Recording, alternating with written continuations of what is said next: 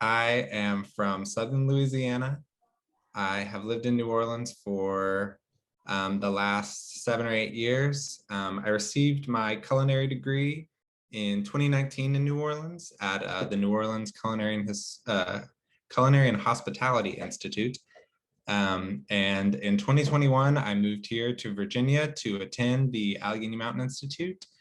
I'm so excited to be teaching this class with you all and share some important history and some tips and tricks on making some classic winter dishes a lot tastier and a lot more nutritious. Next slide. So what you can expect tonight in my covering of these classic dishes are some nutrition facts, some alternative ingredients and methods that you can use when cooking these dishes to make things easier for you or tastier for you at home. And I really do believe that an understanding of culinary history can help you to become a better cook and a more informed consumer of food. So I will be making it a point tonight to talk about the legacy of some of these foods, so that you can leave here with a better understanding of how some of these dishes have come to be. And then, of course, we will be sharing recipes as well as some photos in a step-by-step process for one of these more complex dishes tonight.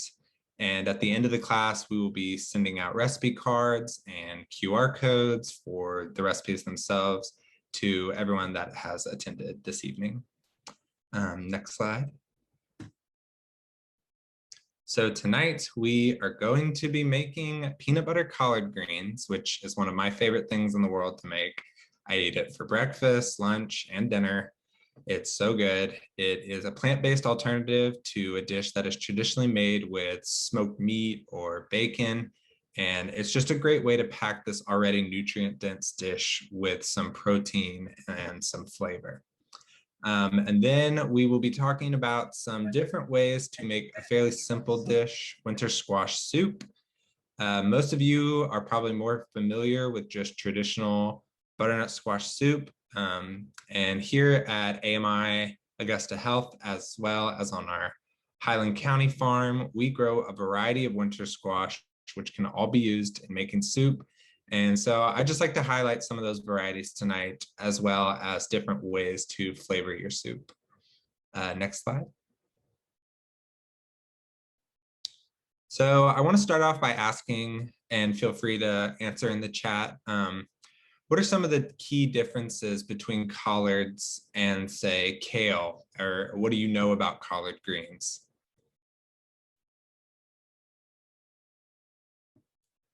Just going to give everybody a chance to answer. And it's okay if you have nothing to say.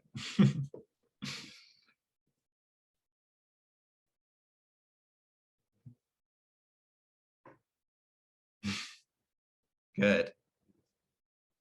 Jan loves them.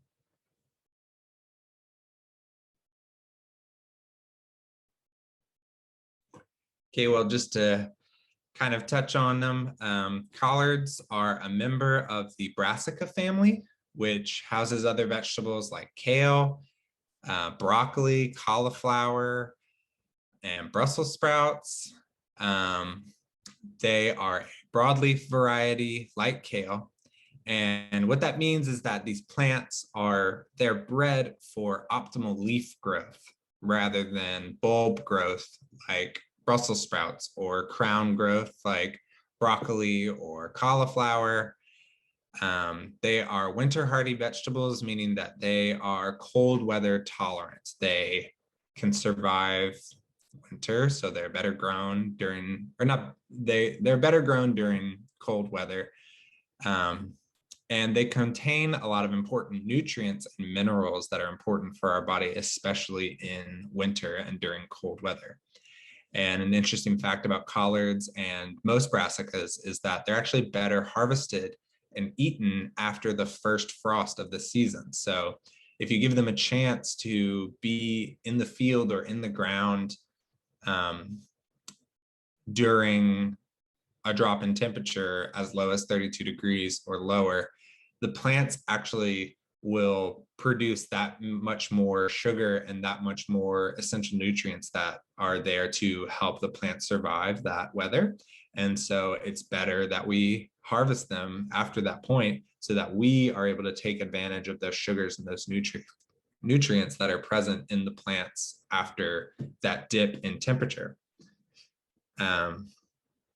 So collard greens and kale, they're very close relatives. They're nearly nutritionally identical.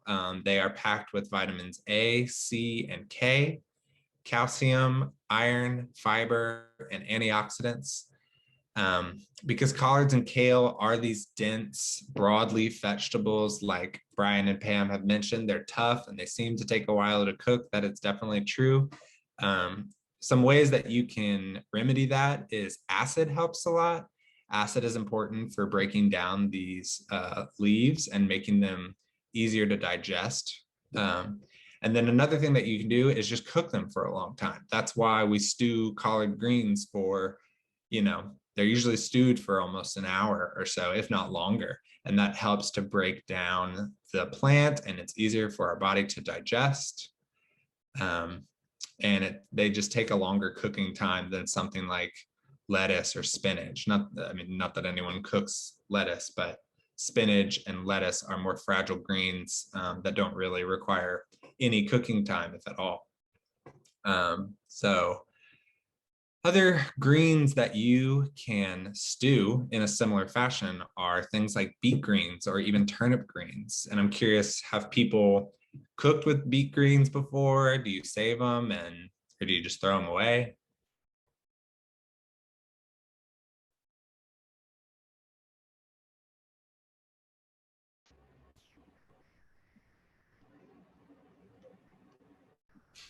Hey, Grant, it's Mom. Well, you should never throw them away. They're good to eat. They're good to save. They're good in stock too, if you want to use them that way, but they are nutrient dense and edible. They are full of vitamin K, copper, and manganese. We have discussed kale and their similarities nutritionally to collards. Swiss chard is another great option for stewed greens. They are full of vitamins A, C, K, fiber, iron, potassium, and calcium. They are chock full of vitamins. Swiss chard does pack a lot of sodium as well, though. So be mindful if you choose to make them of just like how much salt that you're adding to your dish. I see some people make beet greens with tamari sauce and garlic. That sounds so good. Really any like leafy top to a lot of vegetables like turnips or beets, you can cook them like you would any other green. So yeah, and to talk more about other stewed greens, like I've seen people make a similar dish out of like foraged greens like watercress and plantain leaf, which are both very medicinal plants. And I saw it the other day, somebody had made a pot of stewed plantain and watercress for that exact purpose. And so as long as you understand this technique of making essentially a leaf broth, you can extract the nutritional and medicinal qualities of any leafy plant. Another tip I would give for kale and Swiss chard specifically, which have these thick, hardy stems, is that when you strip the greens from the stems, chop up those stems and add them in with your aromatics like your onion and your garlic and let them saute down.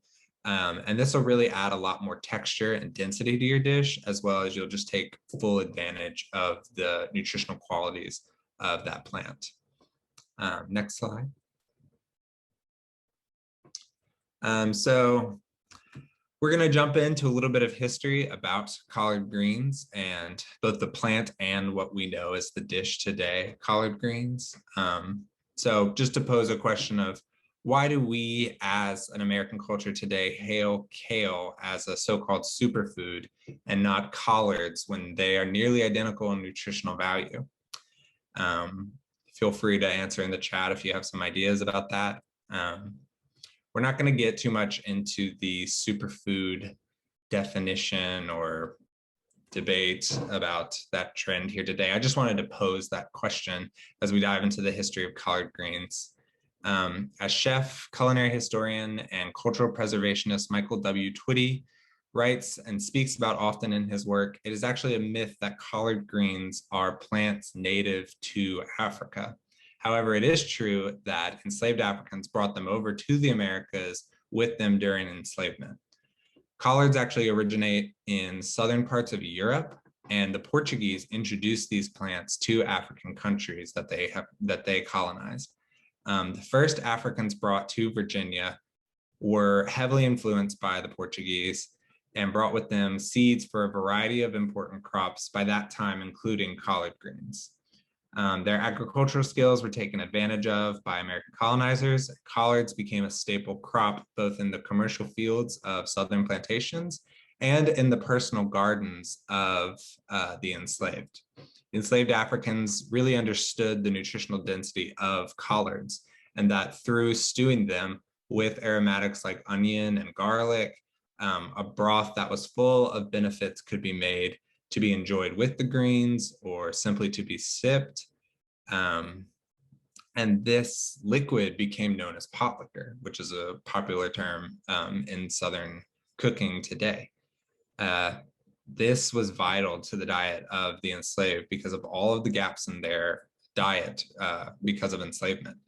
Slave owners often request that collards be made for them because the dish became so popular. However, they were known to request that it be served dry, meaning that it would be removed from the broth and plated beside other dishes as a side, not understanding that what made the dish so good and so good for you was in the broth that they would have discarded, meaning that enslaved cooks would enjoy it for themselves, they would give it to their family, as often was the case with these scraps of slave owners. So next slide. Collard greens became such a popular dish during enslavement that it was one of the most requested dishes by Thomas Jefferson at the behest of his famed chef, James Hemings. Hemings was born a slave on Jefferson's plantation, and he became the first French-trained American chef ever when Jefferson had him sent to France for culinary schooling. Hemings was responsible for creating quintessential American dishes like macaroni and cheese, French fries, creme brulee, and some argue even that he is responsible for the firm dairy-based ice cream that we enjoy today. And a lot of recipes created by Hemings and other enslaved chefs were known to be co-opted and intellectually stolen by slave owners, passed off as their own creations and subsequently popularized in more colloquial white Southern spaces. And while it's known and recorded that Hemings was responsible for the creation of so many dishes, records of his recipes have been lost to theft and time, resurfacing in the kitchens of many white chefs in the early 20th century. So we can really see the trajectory of collards as a dish that symbolized Black survival and ingenuity to one of more general Southern culinary colloquialism. Collards are associated both with Black culture in America and Southern culture at large, enjoyed today by all people. This association, however, has often maligned collard greens as a plant as being, greasy or heavy or bad for you, like much Southern or Black food is. And yet it's as good for you as so-called superfoods like kale. So I just share all of this as a means of reminding you to understand the importance of collards as a crop in the Americas and to understand their long history. Next time you see it on a menu or you decide to try and make this dish yourself. So does anyone have any questions or anything? That's Sally's dad. Hey, I'm not sure who Sally is. Sally Hemings.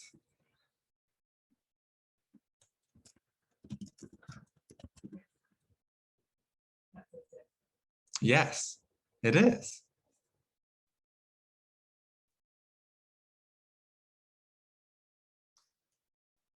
I'm fact checking. No, James Hemings was the brother of Sally Hemings.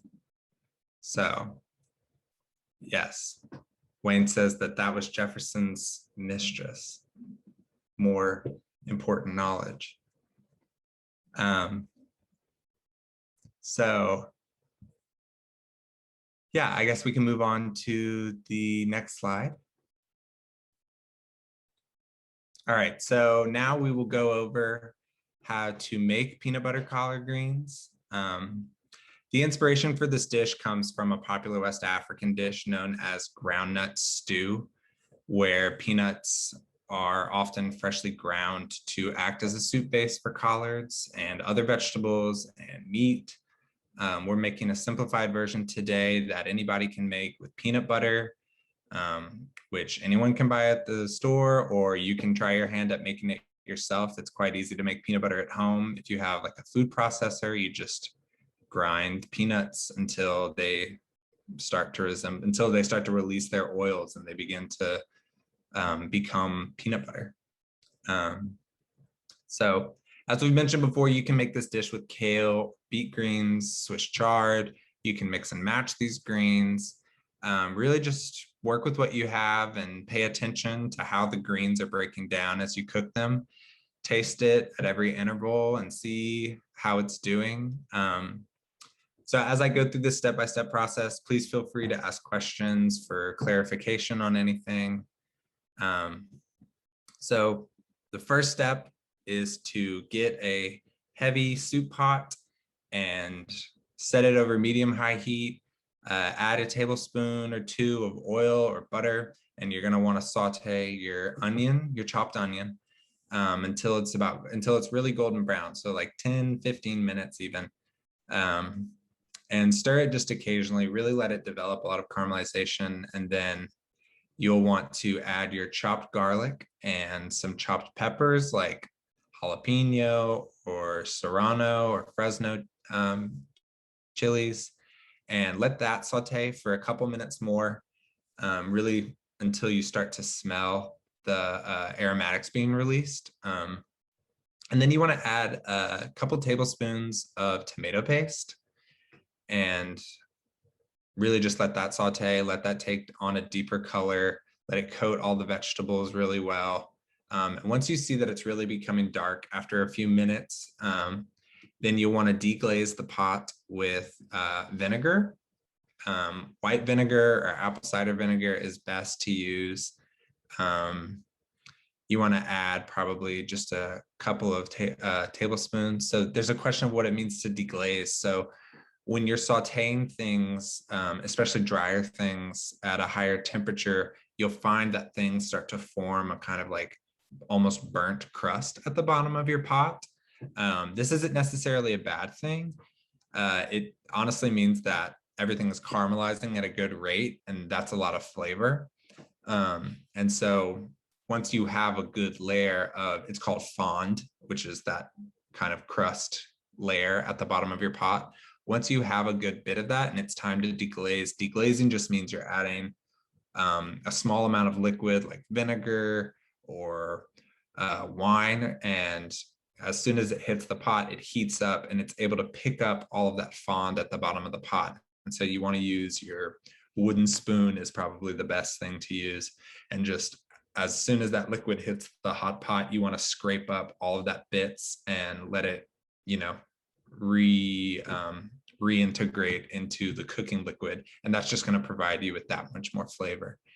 So yeah, you want to deglaze your aromatics and your tomato paste with your vinegar, scrape up the bottom of the pot, really pick everything up and let it sit in that liquid. And then once you have like a good steaming heap of aromatics because of the vinegar, then you want to start adding your next slide.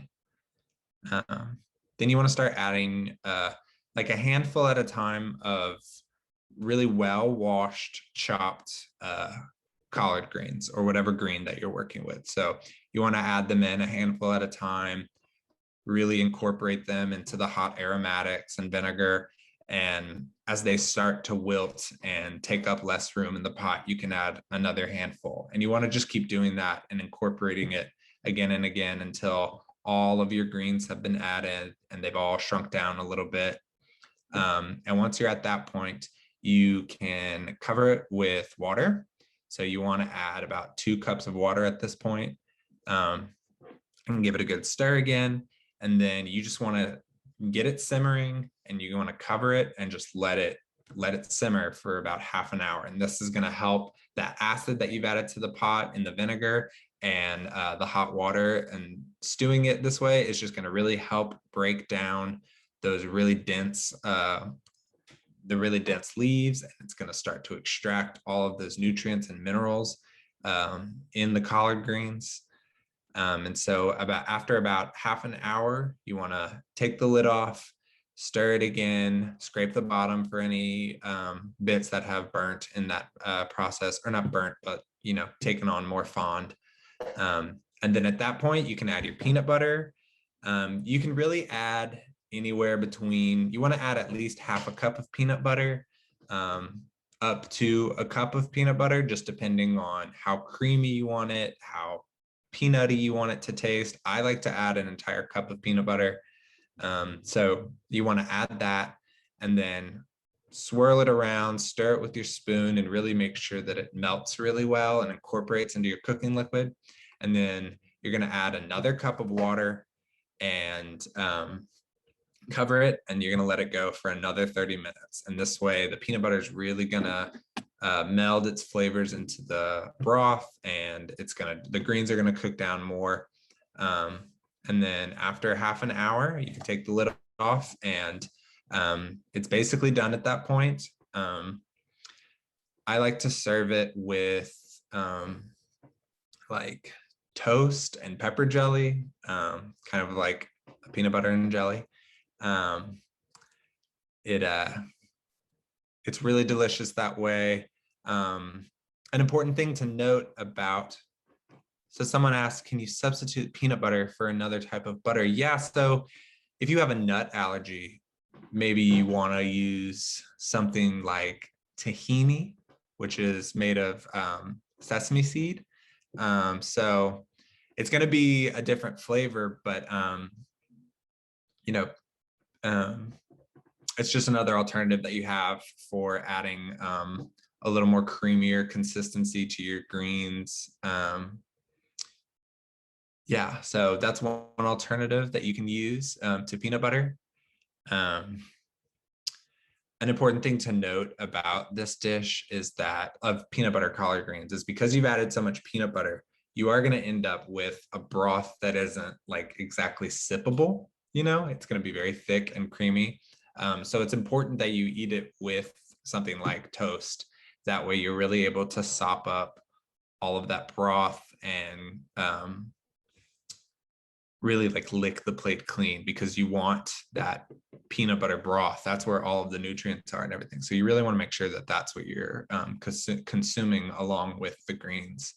And like I said, I like to eat it with pepper jelly or hot honey. Yes, we are going to post the recipe. The next slide is actually, we can go ahead and go to the next slide. So this is the recipe card. We have a QR code that you're welcome to scan now to get access to the recipe. We also are going to be sending out the recipe and the QR code at the end of the workshop to everyone attending tonight. So you will have access to it. Yeah, so pepper jelly is not exactly the easiest thing to make, but you can find it in most grocery stores. Hot honey, on the other hand, is really easy to make and fast. You can like microwave some honey and add like red pepper flakes or hot sauce and mix that together. And it's really great that way. I like it spicy. Feel free to not make it that spicy. And if you want it not to be spicy at all, I'd recommend not adding any peppers to it at the beginning when you're sauteing your onions and your garlic. You don't need to add peppers or anything for it to be just as delicious. I just like it spicy, and it's traditionally made a little spicier. Does anyone have any questions right now about that process or any dietary restrictions, concerns? Obviously, this is made with nuts, so if you have a nut allergy, this probably isn't the best thing.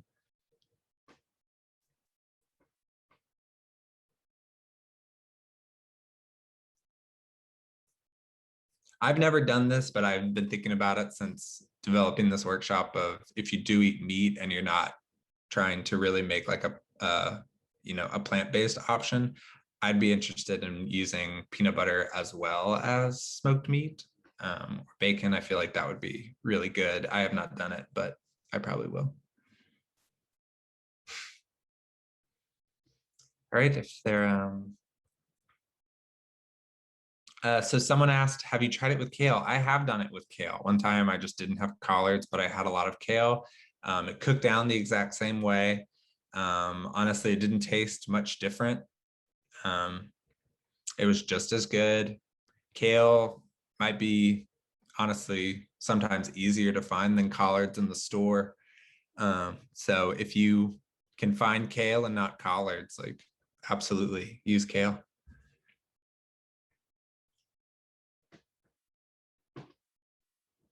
If there aren't any other questions, we'll move on to the next slide. So on to winter squash. Real quick, I'll just ask, besides soup, what are other people's favorite ways to eat squash? Or if you do like to make soup, like how do you like to make it?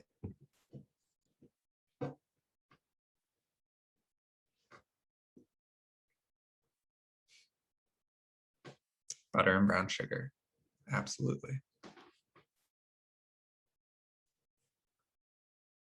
Yeah, squash is great with, it's already loaded with sugar, but it tastes great with brown sugar especially, or maple syrup, and fresh herbs is really great to have with it.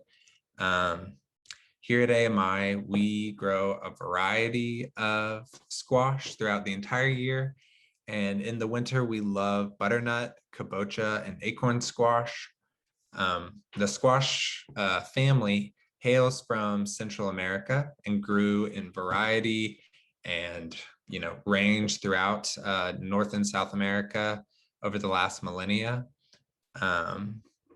Someone has asked, can you recommend a safe way to cut it up? Yes. I love chopping butternut squash. I know other people don't really like to, but a really great way to do it is if you're looking at like the length of the butternut squash, what you want to do is cut both ends of the squash. So you want about like half an inch of the bottom of your butternut squash. You want to cut just that little, just make a slice of the bottom of the squash, take that off and do the same thing at the top. And you can even cut it in half at this point where it starts to taper off into being thinner so that you have shorter sections to work with. But if you don't, either way, so you want to put it flat on your cutting board or your table where you've made that cut so that it can sit flat. And then you want to take your knife and just kind of you're peeling the squash, but you're kind of just pushing your knife down and using the weight of the knife itself to kind of carve that skin away from the squash. And it's certainly easier if you cut that full squash in half. Use a cleaver and a hammer. Yeah. If you're just trying to cut it in half, using a cleaver and a hammer is a great way. Again, you can cut it in half, not long ways, but through the width of it. And that way you have shorter sections that are a lot easier to just get a handle on and send your knife straight through the middle of it. But yeah, if you're trying to like peel the entirety of the squash, you want to have it flat on your cutting board and use your knife to really just carve away that skin. You're just pushing the knife straight down against that skin, and just be mindful of just not taking too much of the flesh off of the squash. And so that's how I like to do it. I find that it's a lot easier. Is spaghetti squash in the same category? Yes, spaghetti squash is a winter squash. We grow that as well at AMI. It's not exactly the best squash for soup. Spaghetti squash is great roasted and pulled out and used as a pasta alternative. I'm sure you could puree it into a soup. I don't know how that texture would turn out though. But yeah, so all of these squash, they're all excellent sources of fiber. Butternut provides that really classic sweet flavor and is especially good for soups just because it purees very well. But the other two that we have listed here puree just as easily. Acorn squash is rich in iron and fiber. Kabocha, which is a Japanese variety, is actually even sweeter than butternut and is packed with beta carotene, which is really important for visual eye health. It's what's found in carrots, and it's also packed with vitamin C. They're all delicious on their own, roasted or made into a soup. But, feel free to use any of these if you're able to get your hands on a different variety. They all make great soup. You can mix and match them if you're making like a big pot of soup. They'll all go very well together.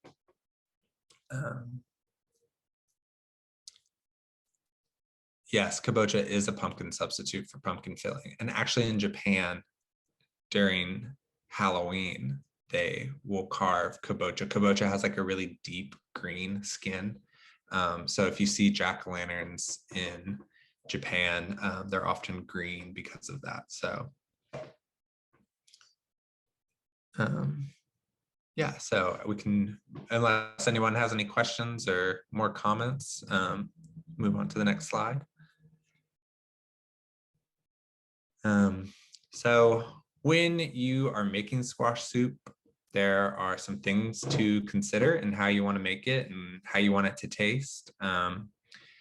You can either roast your squash in the oven first, or you can simmer it in cooking liquid. So like we kind of were just talking about in how to chop your squash and carve it. If you're gonna, so you can peel and cube your squash, which is a lot of work and not everybody likes to do that.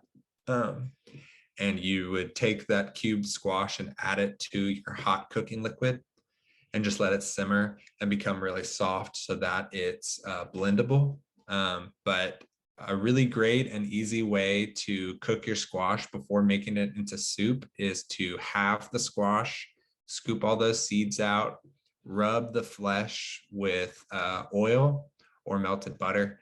And you can add herbs here. You want to make sure that you season it with salt, season the flesh. And you want to flip that squash over so that the flesh is against the oven, or I'm sorry, against your sheet pan. And you want to roast it in the oven for, 40 minutes, 40 to 50 minutes until it really starts, until that flesh is like fork tender.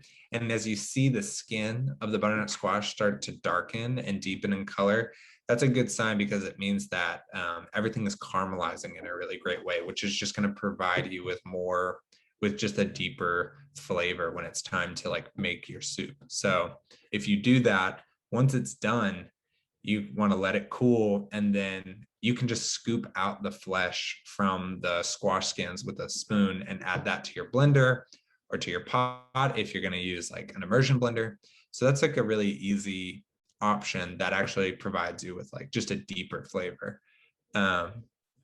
Otherwise, you can peel it and chop it and cook it in your hot cooking liquid, which is going to give you just like a brighter, fresher taste than it would if you caramelized it in the oven. And then another thing to think about is your aromatics. So traditionally squash soup is made with onions and garlic. Another thing that you can add is ginger, just to give your soup that much more of more flavor and immunity boosting qualities. Having a lot of onion, ginger, and garlic in a dish like this, especially in the winter, is really good for you because it's important to consume these immunity boosting aromatic vegetables during like cold and flu season. And then finally, what is your cooking liquid going to be? Water is always an option, but if you want to use something like, if you're trying to keep it vegetarian, using vegetable stock is going to provide more flavor, or you can use chicken or beef stock. I think that using beef stock, I did that recently and it was very, very good. I think they go very well together. There wasn't any meat in the dish or anything. I just used beef stock.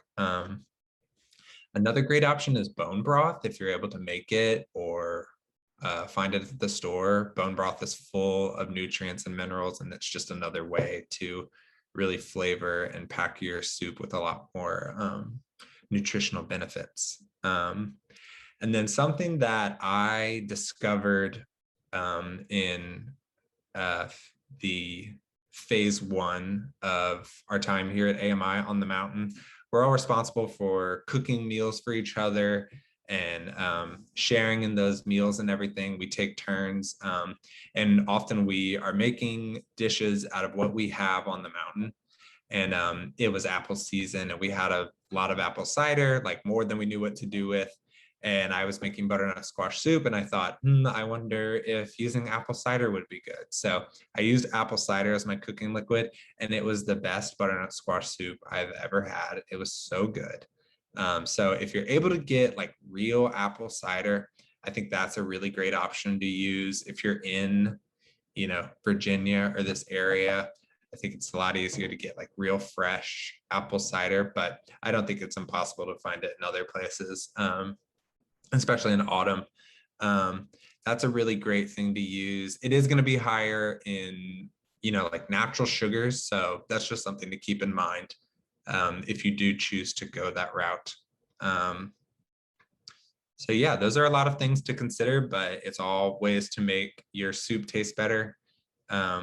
And I'm not going to be going over a step-by-step of making squash soup because it is like a pretty straightforward and simple process. As long as you have a stand blender or an immersion blender, really comes in handy when making just kind of like smooth soups like butternut squash. And if you're going to roast your squash, you want an oven.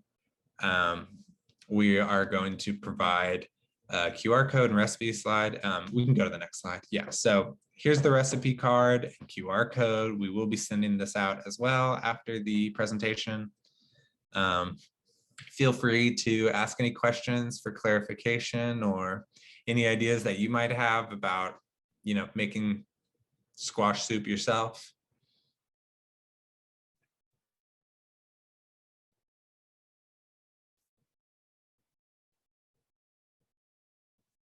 Squash is not a fruit. No, it is a member of the, fruit and vegetables are debatable terms sometimes. Squash is part of the cucurbit family. So cucurbits include squash that we know as, winter squash, like butternut squash, kabocha, acorn, spaghetti squash, and then someone said that they added a chopped apple to theirs. That sounds fantastic as well. Even as like a garnish, I think like little apple matchsticks would be really good. But yeah, so winter squash is a cucurbit. Summer squash is like zucchini, and yellow squash is a type of cucurbit. But then also in that family are things like melons, like honeydew melons and watermelon. Those are cucurbits as well. So really, if you start to get into the semantics of fruits and vegetables, you'll oftentimes find a lot of just, I guess, confusion. Tomatoes would technically be considered a fruit, but they're often considered to be vegetables. So that's something interesting about plant families, and especially vegetables and crops. There's a lot less distinction between fruits and vegetables than you'd think.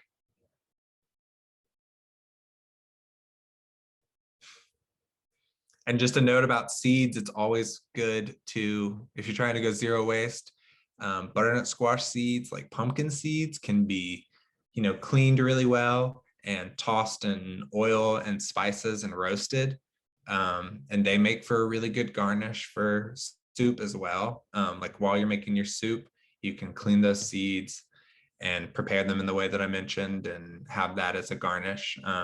I always like to have a garnish with like really creamy singular texture soups, just because it makes for a better experience. And you already have an option right there with the squash.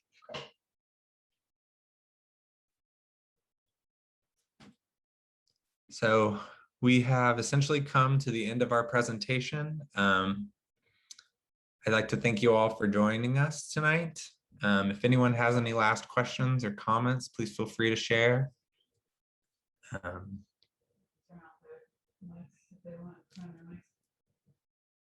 Yeah, and feel free to turn on your mics for last questions or anything.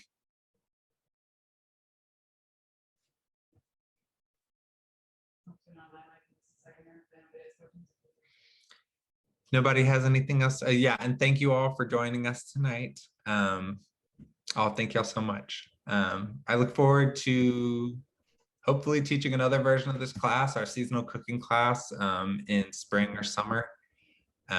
So stay tuned for that. This is a series we do want to continue. Thank you all again for coming.